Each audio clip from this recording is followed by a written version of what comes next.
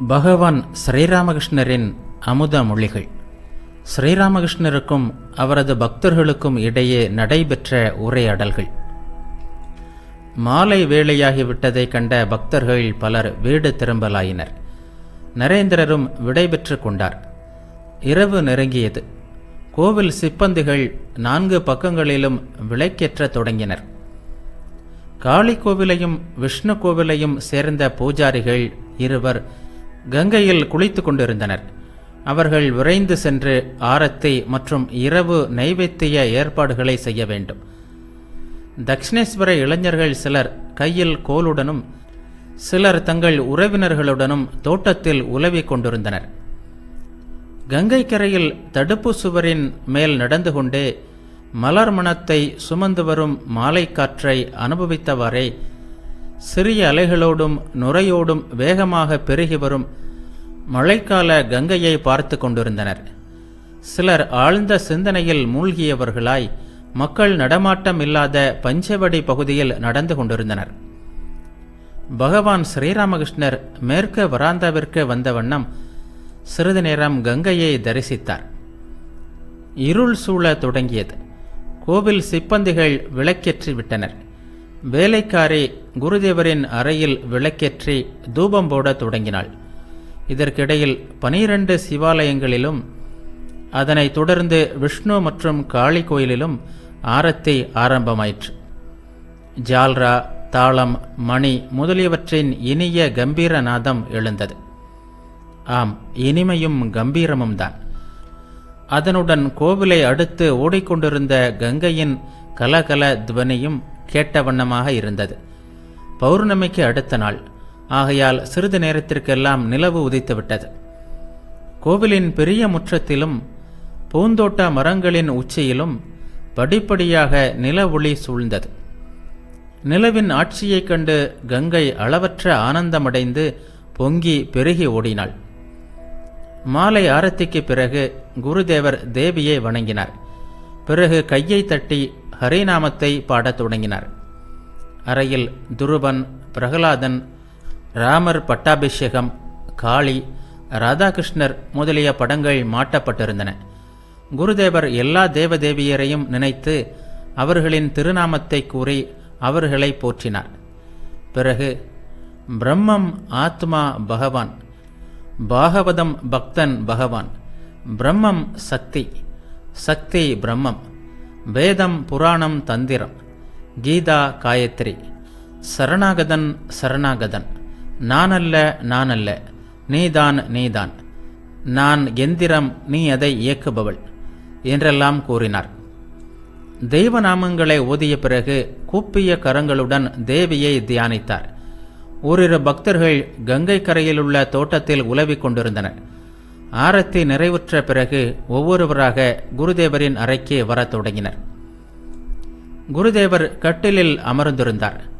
மா, அதர், கிஷோரி முதலிய பக்தர்கள் அவருக்கு முன்னால் தரையில் அமர்ந்தனர்.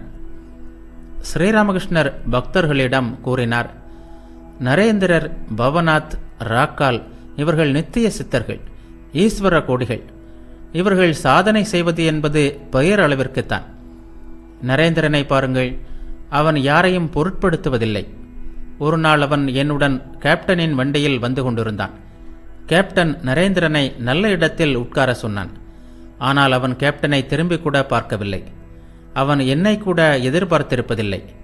தனக்கு என்னவெல்லாம் தெரியுமோ அதை கூட அவன் என்னிடம் சொல்வதில்லை. நரேந்திரன் ஒரு பெரிய மேதை என்று நான் மற்றவர்களிடம் சொல்லிக்கொண்டு தெரிவேனோ என்று அவன் நினைப்பது ஒருவேளை அதற்கு காரணமாக இருக்கலாம். அவனிடம் மாயை மோகமே இல்லை, எந்த பந்தமும் இல்லை. அவன் மிகவும் நல்லதொரு பாத்திரம். பல நற்குணங்கள் ஓரிடத்தில் ஒன்றாக அமைந்துள்ளன. பாடுகிறான், வாத்தியங்களை வாசிக்கிறான், எழுதுகிறான், படிக்கிறான். அது மட்டுமல்ல, புலன்களையும் வென்றவன். திருமணம் செய்து கொள்ள மாட்டேன் என்கிறான். நரேந்திரன், பவநாத் இருவருக்கும் இடையில் நல்ல நட்பு உண்டு, கணவன் மனைவி போல். நரேந்திரன் இங்கு அடிக்கடி வருவதில்லை. அது நல்லதுதான். அவன் அதிகமாக வந்தால் நான் என் வசம் இழந்து விடுகிறேன் என்றார். திங்கள் ஆகஸ்ட் 20, 1883. தட்சிணேஸ்வர கோவிலில் குருதேவரின் அறை. நேரம் இரவு சுமார் 8 மணி. தமது சிறிய அறையில் கொசுவலைக்குள் அமர்ந்து குருதேவர் தியானத்தில் ஈடுபட்டிருந்தார். மா தமது நண்பர் ஹரிபாபுவுடன் அங்கு வந்து தரையில் அமர்ந்தார். ஹரிபாபு 28 வயது இளைஞர். மனைவி இறந்து 11 ஆண்டுகள் ஆகியிருந்தன. மறுமணம் செய்து கொள்ளாமல் தந்தை, தாய் மற்றும் சகோதர சகோதரிகளுடன் ஒரே குடும்பமாக வாழ்ந்து வந்தார். அவர்கள் பேரில் பேரன்பு கொண்டவராதலால் அவர்களுக்கு சேவை செய்ய வேண்டி அவர்களுடனேயே வசித்து வந்தார். இப்போதெல்லாம் ஹாஸ்ரா குருதேவருடன் வசித்து வந்தார். ராக்காலும் பெரும்பாலும் குருதேவருடனேயே தங்க தொடங்கியிருந்தார். எப்போதாவது அதரின் வீட்டிலும் தங்குவதுண்டு. நரேந்திரர், பவநாத், அதர், பலராம், ராம், மனமோகன், மா முதலான பக்தர்கள் பெரும்பாலும் ஒவ்வொரு வாரமும் குருதேவரை தரிசிக்க தட்சிணேஸ்வரம் வந்து கொண்டிருந்தனர். ஹிருதயனுக்கு உடல்நலம் சரியில்லாததால் தனது சொந்த கிராமத்தில் தங்கியிருந்தான். அவன் குருதேவருக்கு பல சேவைகள் செய்திருக்கிறான். ஹிருதயனின் உடல்நலமின்மை பற்றி கேள்விப்பட்டு குருதேவர் பெரிதும் வருத்தமுற்றார். ஹிருதயனுக்கு அனுப்புவதற்காக ஒரு பக்தர் ராம் சட்டர்ஜியிடம் 10 ரூபாய் கொடுத்திருந்தார். கொடுத்தபோது குருதேவர் அங்கு இல்லை. பக்தர்கள் நீர் பருகுவதற்கு ஒரு செம்பு வேண்டும் என்று குருதேவர் அந்த பக்தரிடம் கூறியிருந்தார். இன்று அந்த பக்தர் செம்பு வாங்கி வந்திருந்தார். பக்தர்கள் வந்து அமர்ந்ததும் குருதேவர் கொசுவலையிலிருந்து வெளியே வந்தார். மா முதலிய எல்லா பக்தர்களும் தரையில் வீழ்ந்து வணங்கினார்கள். கொசுவலை மேலே தூக்கி கட்டப்பட்டது. குருதேவர் சிறிய கட்டிலில் உட்கார்ந்து பேசத் தொடங்கினார். ஸ்ரீராமகிருஷ்ணர் கூறினார், கொசுவலைக்குள் தியானம் செய்து கொண்டிருந்தேன். தியானம் என்பது ஓர் உருவத்தை கற்பனை செய்வதை தவிர வேறென்ன என்று தோன்றியது. உடனே தியானம் செய்வதில் ஆர்வம் குறைந்துவிட்டது. பட்டென்று ஒருமுறை இறைவன் காட்சி தந்துவிட்டால் எல்லாம் சரியாகிவிடும். பிறகு தியானம் செய்வதுதான் யாரை தான் தியானம் செய்வது என்றும் எண்ணிக்கொண்டேன். மா கூறினார், ஆம் சுவாமி, கடவுளே உயிர்களாகவும் உலகமாகவும் ஆகியிருப்பதாக நீங்கள் சொல்வதுண்டு. தியானம் செய்பவனும் கடவுள்தான். ஸ்ரீராமகிருஷ்ணர் கூறினார், அது மட்டுமல்ல, அவர் செய்விக்காவிட்டால் எதுவும் நடக்காது. அவர் தியானத்தில் ஈடுபடுத்தினால்தான் நாம் தியானிக்க முடியும். நீ என்ன சொல்கிறாய்? மா கூறினார், உண்மைதான் சுவாமி, உங்களுள் நான் என்பது இல்லை. அதனால்தான் இப்படி ஏற்படுகிறது. எங்கு நான் இல்லையோ அங்கு இந்த நிலைதான்.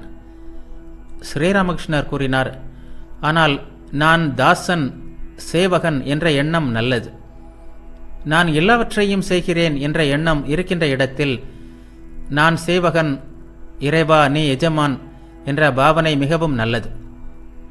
செயல்கள் நிகழ்கின்ற நிலையில் எஜமான் சேவகன் பாவனையில் இருப்பதே நல்லது.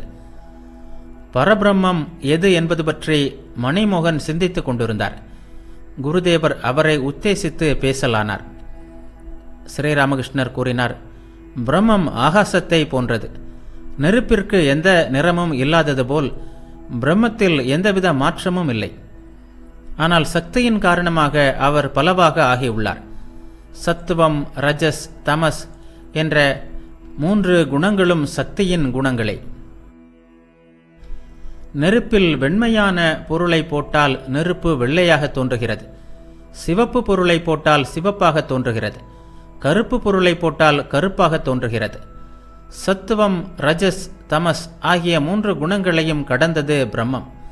அது என்ன என்று சொற்களால் கூற முடியாது. அது வாக்கிற்கு அப்பாற்பட்டது.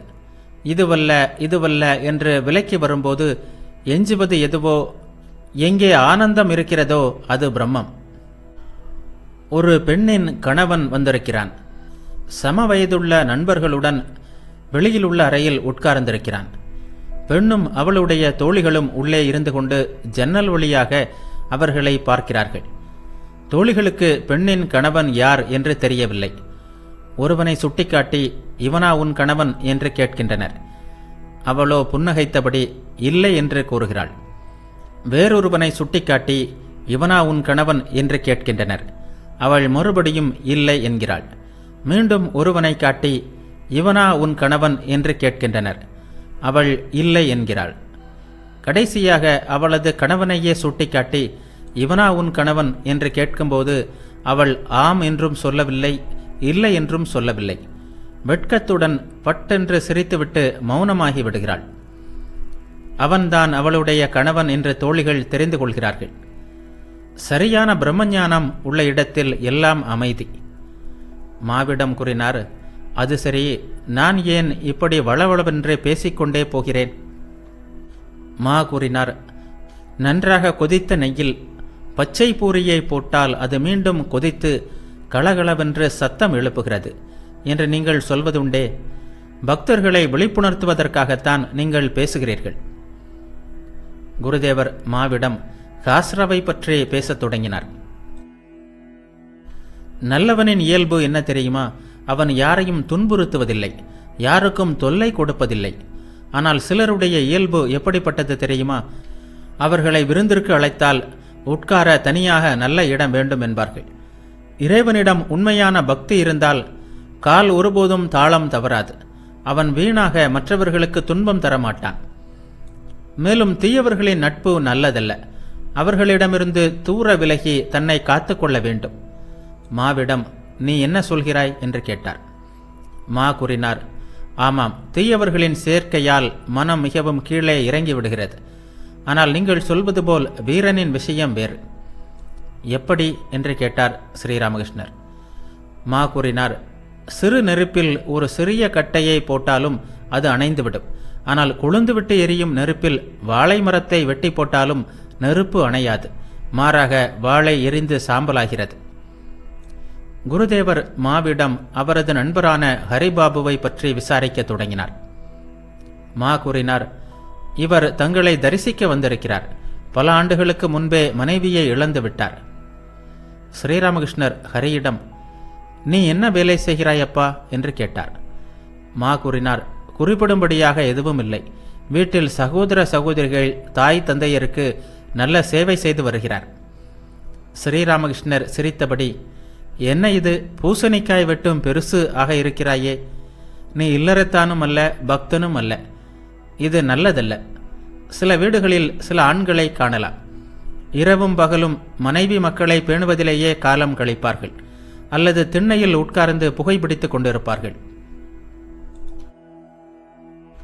இந்த இரண்டும் இல்லாவிட்டால் வெறுமனே உட்கார்ந்திருப்பார்கள்.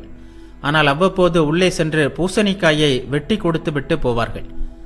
பெண்கள் பூசணிக்காய் வெட்டக்கூடாதல்லவா? எனவே குழந்தைகளிடம் பெரிசை கூட்டி வா, அவர்கள் வந்து பூசணிக்காயை வெட்டி தருவார்கள் என்று சொல்லி அனுப்பி அவர்களை அழைத்து வர செய்வார்கள். அவர்களும் வந்து பூசணிக்காயை வெட்டி கொடுத்து விட்டு போவார்கள். அவர்களின் உபயோகம் அவ்வளவுதான்.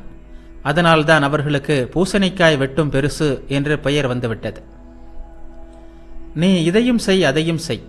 இறைவனின் திருவடி தாமரைகளில் மனதை வைத்து உன் கடமைகளை செய்.